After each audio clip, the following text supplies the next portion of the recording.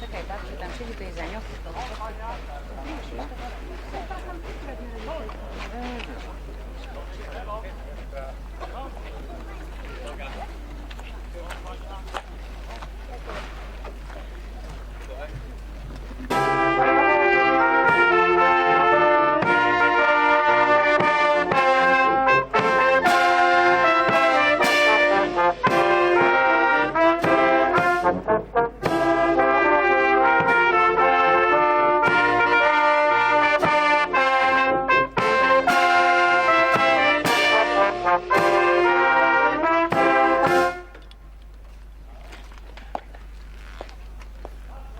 Brawo, drop. Brawo.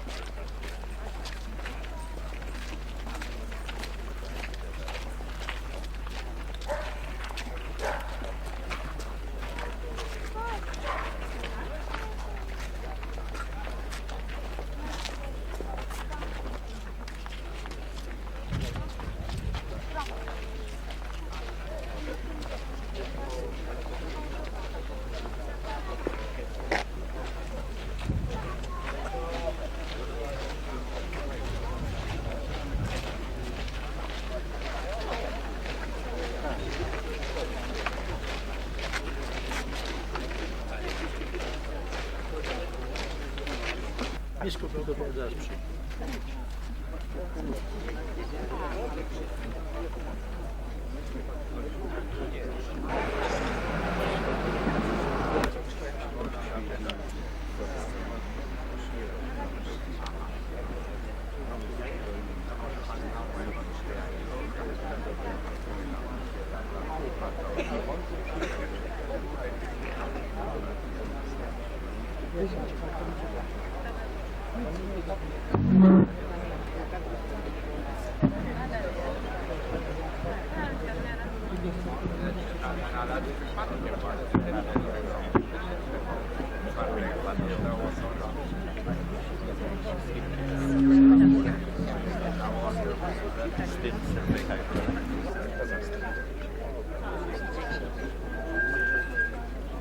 Będę miał zaszczyt czytać uczę się.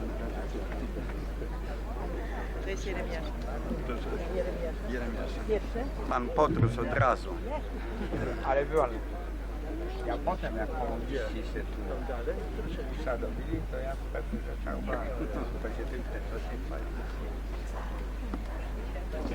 Armii Krajowej wyszli z podziemia na ulice naszych miast, na wioski, aby stanąć do śmiertelnej rozprawy z wrogiem. Rozpoczęły się 63 dni powstańczej epopei, która nie ma sobie równych w naszej historii. Powstańcy szli do wolnej Polski przez płonące łąki, płonące lasy. Wśród nich byli harcerze szarych szeregów ze sławnych batalionów Zośka, Parasol, z okolic Łukowa, batalion Burza. Najmłodsi żołnierze powstania, chłopcy i dziewczęta. Ofiarę życia złożyły także walczące ramię w ramię z harcerzami harcerki, bohaterskie łączniczki i sanitariuszki z Wojskowej Służby Kobiet AK i z Wojskowej Służby Społecznej. Wiele harcerek i harcerzy poległo, oddając życie za Polskę, a armia sowiecka stała przed Wisłą, oczekując zagłady miasta, oczekując, aby się Polacy sami wykrwawili. Pragnąc uczcić pamięć poległych naszych braci, którzy zginęli na terenie mojej parafii Gręzówka, 25 osób, w tym jedna młoda dziewczyna, sanitariuszka, która szła z pomocą, opatrując rany żołnierzy. Oddajemy hołd bohaterom powstania, z których krwi wyrosła dzisiejsza wolna Polska. Tak, żeby była wolność, musiał być okup, musiała być krew. Dzięki właśnie ich krwi dzisiaj cieszymy się wolnością, suwerennością, niepodległością Polski.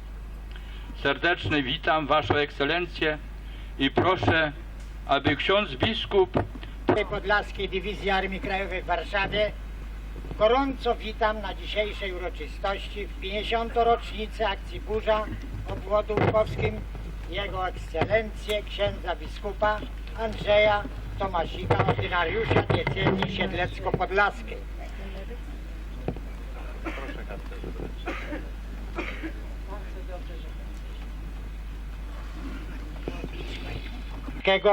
Pseudonim Marek, który w tej chwili na stałe zamieszkuje w Stanach Zjednoczonych i pełni funkcję prezesa komandantów polskich w Stanach Zjednoczonych.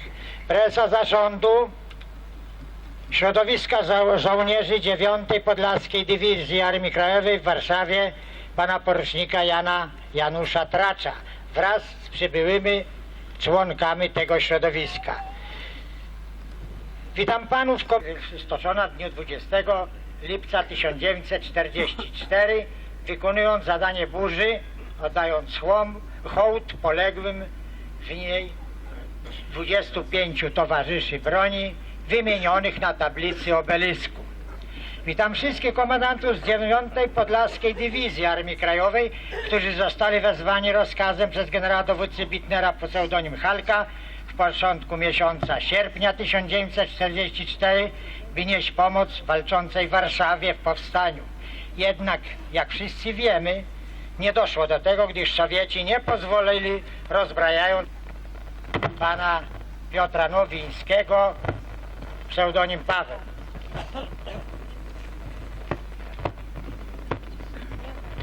Odczytam list skierowany do uczestników dzisiejszej uroczystości od Nowińskiego Piotra, pseudo Paweł, organizatora i dowódcy oddziału leśnego w Jacie. Pragnę również nadmienić, że pan podpułkownik Nowiński był inicjatorem i organizatorem m.in. budowy pomnika ku czci poległych 25 partyzantów z 1. Batalionu 35 Pułku Piechoty AK z Jat.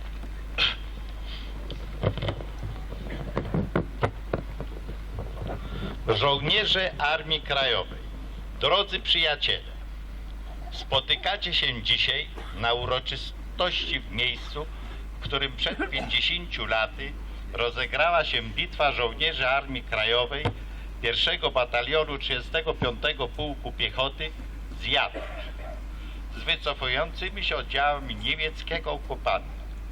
Bitwa ta miała ścisły związek z operacją Kryptonim Burza, zarządzona przez naczelnego wodza AK, która objęła cały kraj. W bitwie tej, jak wiemy, poległo 25 naszych żołnierzy. Było to tragiczne przeżycie dla nas wszystkim, tym bardziej, że ci młodzi chłopcy oddali swe życie u progu wolności, bowiem 24 lipca ziemia, na której i o którą walczyli, była wolna. W dniu 25 lipca 1944 roku komendant obwodu pseudo Felix wydał rozkaz numer 100 do podziemia Łukowskiego AK, w którym między innymi czytamy: przez całą swoją służbę szli nieustraszeni, zawsze tam, gdzie padał rozkaz, nie bacząc, że śmierć zagląda im w oczy. Zawsze szli naprzód, szli z pogardą dla śmierci, szli z nią pod pachą, szli z wiarą i pełnym poświęceniem, świadomi, że walczą o świętą sprawę. Prawdziwy, głęboki żal nie załamał nas i nie przestraszył. Przeciwnie, oni pozostawili nam jasną, wyraźną drogą, jak należy żyć, pracować i ginąć za ojczyznę. W 1984 roku, a więc 10 lat temu, aby uczcić pamięć poległych pod Kręzówką, w miejscu bitwy ustawiliśmy wielkim trudem i staraniem pomnik tablicy, aby była świadectwem dla potomnych. Niestety, zbrodnicza ręka zdewastowała tablicę. Ile zła musi być w takim człowieku, który bez skrupułów sięgnął po świętość. Napis na tej właśnie tablicy głosi: oddali życie, byś mógł wolnym godnie żyć. Czy ktoś, kto zniszczył tą świętą dla nas pamiątkę, wie, co znaczy godnie żyć? Czy zna cenę wolności? Dla niego tablica nie tylko wartość kruszcu, ma tylko wartość kruszcu. Wolność została mu dana, lecz on nie wie, że wolność trzeba pielęgnować, trzeba jej strzec i stale o nią walczyć. Dzisiaj czcimy pamięć wydarzeń sprzed 50 lat. Ubolewam bardzo, że nie mogę być z wami. Niestety stan mego zdrowia wyklucza mnie z szeregów. Lata żołnierskiego trudu dało sobie znać. Los jest nieubłagany. Wyroki jego przyjmuje z pokorą, choć tak bardzo żal. Tych wydarzeń przed 50 laty jako żołnierz AK przebywałem pod dowództwem kapitana pseudonim Paweł. Byłem uczestnikiem i dlatego też zabieram głos. Księże biskupie, szanowni księża, zaproszeni goście, koledzy i koleżanki. Kiedy Chrystus umierał na krzyżu, grupa ludzi stojąca obok załamała się. Jedni pouciekali, zostało zaledwie kilka osób. Idąc do domu, wy ludzie świeccy, inaczej może pojmujecie i przeżywacie obecny czas Polski wolnej i niepodległej. Może z pozycji czysto materialnej, ale trzeba uświadomić sobie, że taki wybraliśmy w głosowaniu system.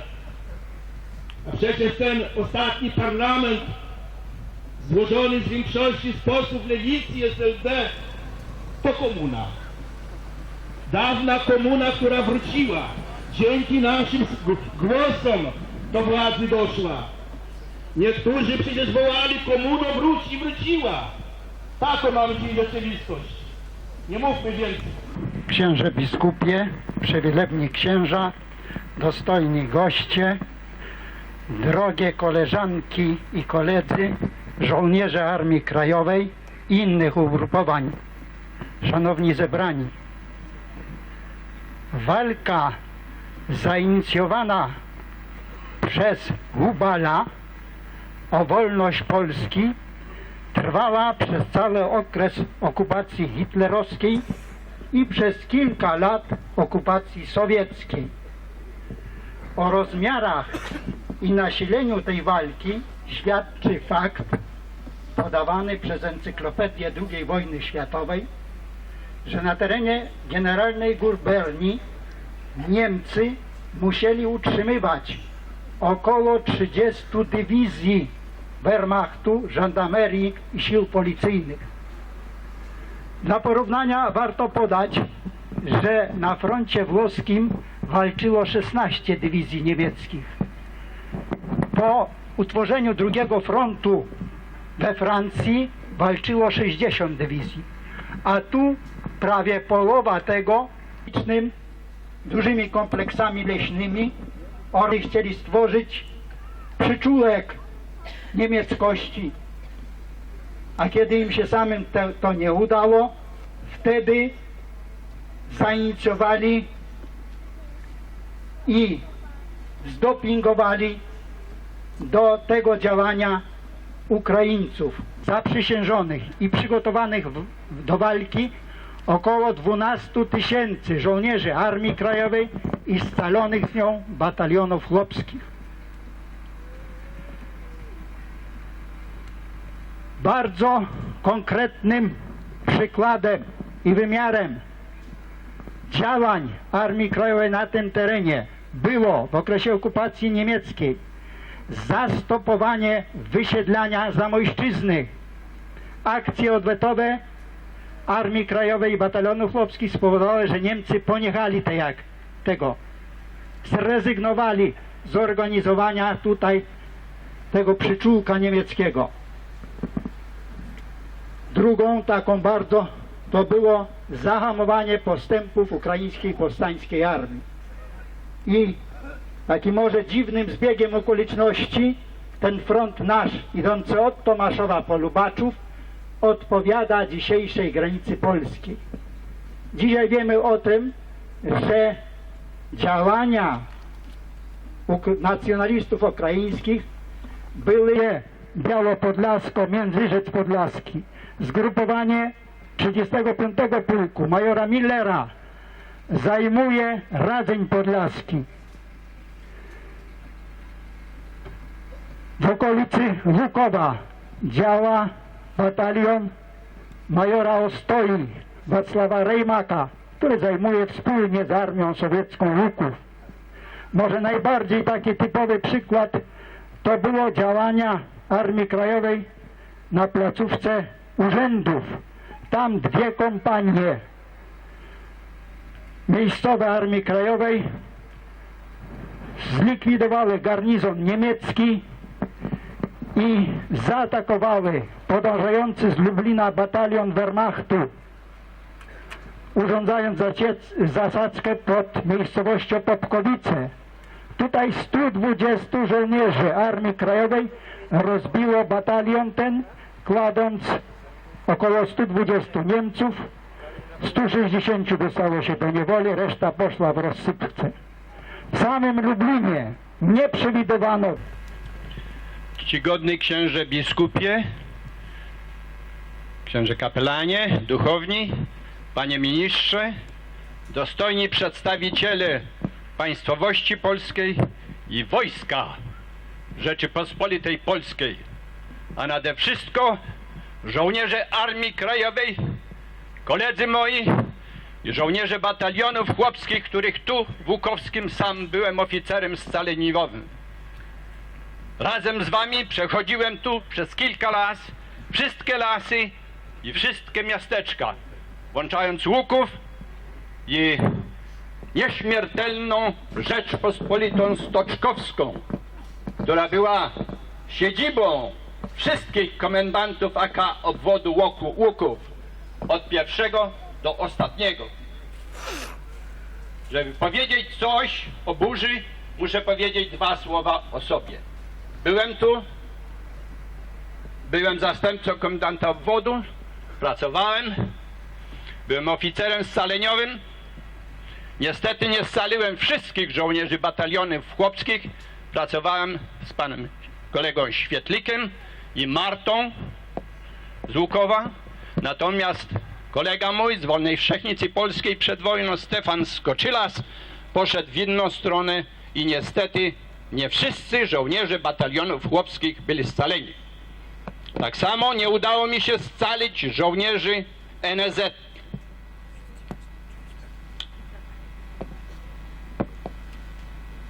Przeszedłem prawdopodobnie wszystkie szczeble edukacji komunistycznej. Począwszy od NKWD w Łukowie, kapitan Nitrochim, szef UB Pietrusiński, major, jak się nazywał, major milicji. O, to ja pamiętam. Major Paczkarow, który też zdążył mnie aresztować.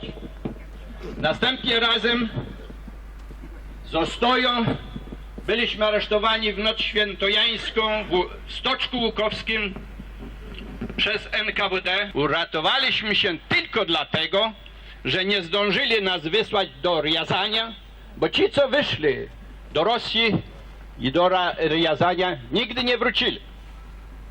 Włączając generała Tumidajskiego Marcina.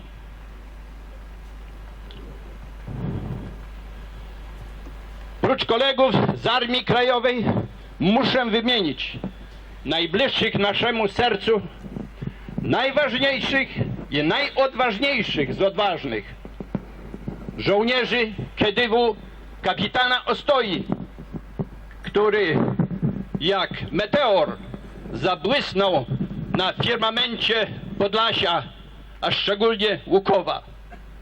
Historia o nim duża i pozostanie w następnych generacjach. Jak nadchodziła burza? Słyszeliśmy już przed chwilą wspaniałe naświetlenie pana profesora, prezesa okręgu z Lublina. U nas, jak posuwała się armia sowiecka, mieliśmy polecenie od dowództwa wystąpić i współpracować z aliantami. Tej okazji nie będzie. Już lepszej okazji nie będzie do sprostowania insynuacji UB, która mówi, że zamordował Ostoję Orlik. To jest nieprawda, kłamstwo. Ja Orlika znałem bardzo dobrze. Przynajmniej raz w miesiącu z nim się spotykałem. Obsługiwałem jego oddział. I w dzień, i w nocy. Najczęściej nocą. Był to człowiek niezmiernie szlachetny, poważny, szanowany, małomówny, ale jego żołnierze słuchali go ślepo. On nie mógł popełnić takiego błędu, takiej zbrodni. A więc jeżeli ktoś insynuuje taką rzecz, to znaczy, że on sam jest temu winien. Jego księże biskupi i wszyscy księża i wszyscy księża oraz szanowni zebrani na dzisiejszej uroczystości. Pragnę w kilku słowach podać tylko, bo i tak już czas się przedłużył, bitwę, która tu odbyła się niedaleko z tego miejsca w dniu 20 lipca 1944. A więc jak słyszeliśmy o akcji Burza, która była przygotowywana i którą dość dokładnie omówił pan profesor Stanisław Wołoszyn, nawiązał do tego pan w obozie w Jacie, ażeby wyjść tu na to szosę i dokonać zasadzki na wojsko cofające się z frontu. 19 lipca wyruszyliśmy o zmroku do jednej z gajówek w Jacie, przenocowaliśmy, rano wyszliśmy w stronę Gręzówki, omijając punkt żandarmerii, który był w Gręzówce, przez leśne takie skrawki i pola dotarliśmy do lasu Tukryńszczak. Dowódcą był porucznik Bara Felix, pseudonim Zbyszek, i w sile 65 żołnierzy, głównie Kedywu. Dotarliśmy do lasu i przy małym odpoczynku rozdzielił zadania porucznik Bara. 27 żołnierzy wyruszyło bezpośrednio na szosę, w której mieli dokonać zasadzki. Po zajęciu stanowisk ze strony Łukowa przejechał motocykl z 3 żołnierzami jako szpica. Następnie ukazał się samochód dość duży osobowy, w którym było prawdopodobnie 4 żołnierzy wysokich rango niemieckich. To byli dowódcy. Wtedy został ten samochód zaatakowany. 2 zginęło niemieckich żołnierzy, 1 został ranny. Dokonała nasza sanitariuszka Wiśka opatrunku głowy i został zabrany razem z żołnierzami z powrotem. Natomiast samochód i dokumenty, które były dość, według nas później oceny, były dość ważne, frontowe, zostały zabrane, a samochód spalono. I kiedy na ten samochód, który się palił, prawdopodobnie nadchodząca kolumna od Łukowa wojska zauważyła to zdarzenie i skierowała się wcześniej przez las w kierunku Jatki Zachodnim, patrząc tu od ołtarza w lewą stronę. Kiedy wyszliśmy wszyscy już z lasu, jako bezpieczni, nie przypuszczaliśmy niczego. Kiedy dostaliśmy się na puste, otwarte pole, nagle za zboża wyrosły mnóstwo hełmów i otworzyli do nas ogień. Ogień był tak gwałtowny, że nie spodziewaliśmy się, nie wiedzieliśmy, skąd się to wszystko wzięło. I pierwsze uderzenie było najgorsze, bo ci żołnierze, którzy szli i którzy prowadzili tego Niemca, zostali pierwsi albo ciężko ranni, albo zabici natychmiast. Potworzyły się następnie gniazda oporu po zorientowaniu się, że jesteśmy w zadumie po to, aby przywołać na pamięć wszystkich tych, którzy ofiarą swego życia poświadczyli, że jeszcze Polska nie zginęła. Ostoja porucznika Mieczysława Kańskiego, pseudonim Czeczot, porucznika Bolesława Kownackiego, pseudonim Suchy, kapitana Adama Nęckiego, pseudonim Konrad, porucznika Zdzisława Sikorę, pseudonim Ryś, porucznika Zygmunta Pawlika, pseudonim Stańczyk, porucznika Antoniego Krasuckiego, pseudonim Rumsza, podporucznika Stanisława Grafika, pseudonim Tadeusz, porucznika Jadwigę Szulc-Halnicką, pseudonim Wisia, porucznika Kosubuckiego, pseudonim Sęk, wszystkich żołnierzy Armii Krajowych poległych za wyzwolenie ojczyzny. Stańcie do apelu. Krwi polska serdeczna, przelana obficie za ojczyznę, życie najlepszych Polek i Polaków, oddane dla niej, kości nasze rozsiane po świecie, wam wieczna pamięć, cześć i chwała. Chwała bohaterom!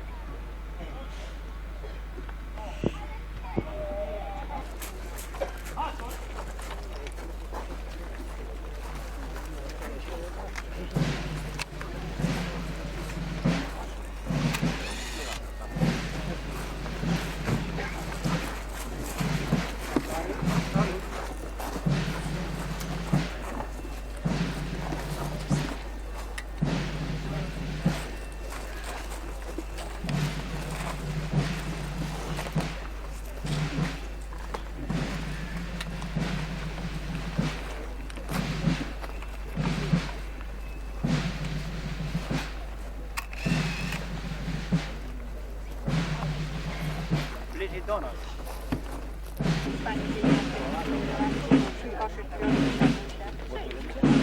Wejdźcie przed.